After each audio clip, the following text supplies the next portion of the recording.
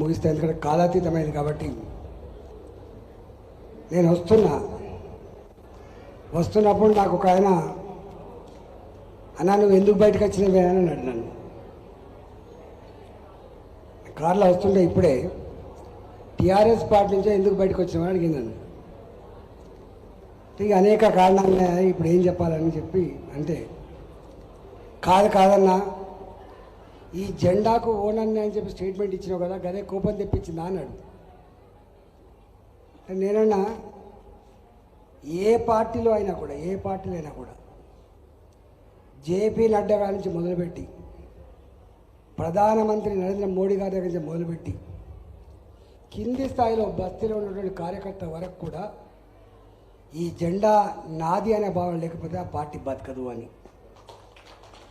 అందువల్ల ఇవాళ పార్టీలో జాయిన్ అయిన ప్రతి వ్యక్తి,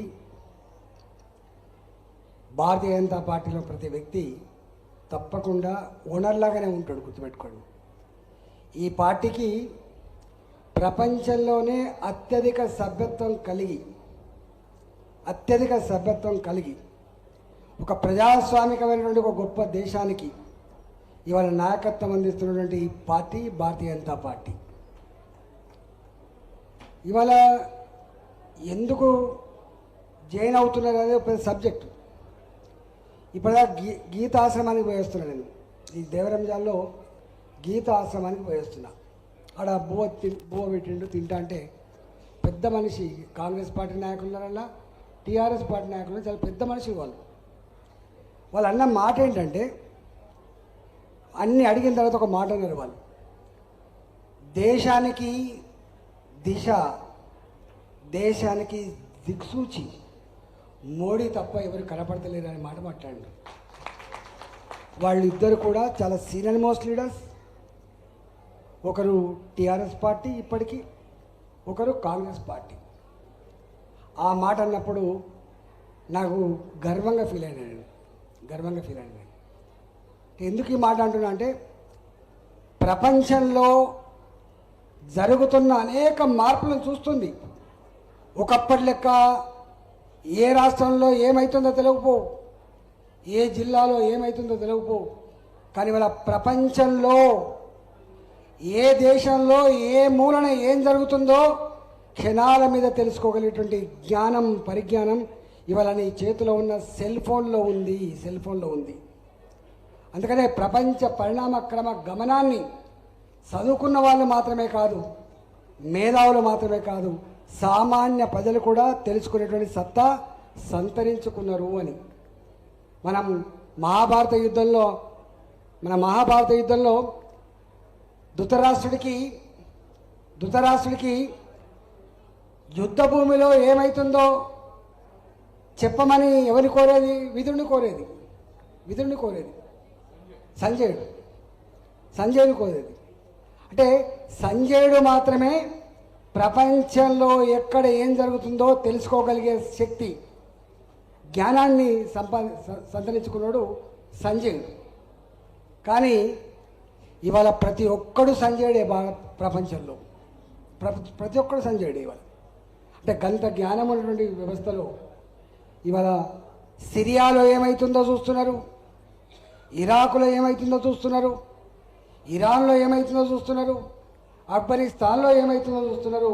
నిన్న మొన్నటి వరకు మన చేత బతికినటువంటి ఈ పక్కకున్న బంగ్లాదేశ్ ఏమైతే చూస్తున్నారు. కాబట్టి ఆ ప్రపంచంలో జరుగుతున్న నరమేధం, ప్రపంచంలో జరుగుతున్నటువంటి డిస్ట్రక్షన్ చూసిన తర్వాత 140 కోట్ల ప్రజలున్నటువంటి ఒక గొప్ప ప్రజాస్వామిక దేశంలో ఇవాళ ఇంత ప్రశాంతంగా ఇంత గొప్పగా ఉండడానికి కారణం భారతీయ జనతా పార్టీ, దాని నాయకుడు నరేంద్ర మోడీ అనే విషయం ఇవాళ అర్థమైపోతుంది. కాబట్టి చాలామంది ఏమంటున్నారు, మన హర్యానాలో గెలిచింది, ఇట్లా గెలిచినాం అట్లా గెలిచినాం అని రకరకాల ప్రవచనాలు చేస్తూ ఉన్నారు.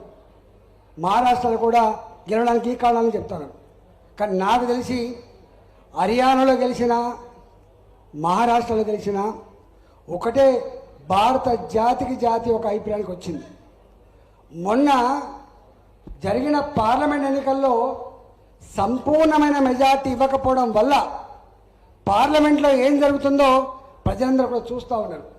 అయ్యో మోడీ గారికి ఇచ్చిన అధికారం కానీ ఇంకొక శక్తివంతమైన అధికారం ఇస్తే బాగుండు అనేటువంటి భావన ఇవాళ నాలో కాదు, బస్తీలలో ఉన్నటువంటి సామాన్య జనంలో కూడా చర్చ జరుగుతూ ఉంది. ఎక్కడో మిస్టేక్ జరిగింది, ఎక్కడో తప్పు జరిగింది, మోడీ గారికి కొంచెం మెజార్టీ ఇవ్వాల్సి ఉండే, ఇస్తే ఈ దేశం మరింత సుభిక్షంగా ఉండే ఆస్కారం ఉన్నటువంటి భావన ఉంది. కాబట్టి మొన్న పార్లమెంట్లో జరిగిన ఎన్నికల్లో ఇవాళ మనకు వచ్చిన రిజల్ట్ తర్వాత ప్రజలలో వచ్చిన మార్పుకు సంకేతం, మార్పుకు సూచి హర్యానా, మహారాష్ట్ర ఇవాళ గుర్తుపెట్టుకోండి. ఇవాళ చాలామంది అంటున్న భావన ఏంటంటే మోడీ గారు ఆయురారోగ్యాలతో ఉండి మరింత కాలం ఈ దేశాన్ని నాయకత్వం వహించాలనే భావన కనపడతాం. వారి గురించి చెప్పాలంటే ఒక గంట చెప్పినా ఉడవదిగా, వారి గురించి చెప్పాలంటే ఎన్నెన్ని గంటలు చెప్పినా ఉడిచే ప్రసక్తి లేదు. కాబట్టి కానీ ఒకటి మాత్రం సత్యం ఏంటంటే ఇవాళ భారత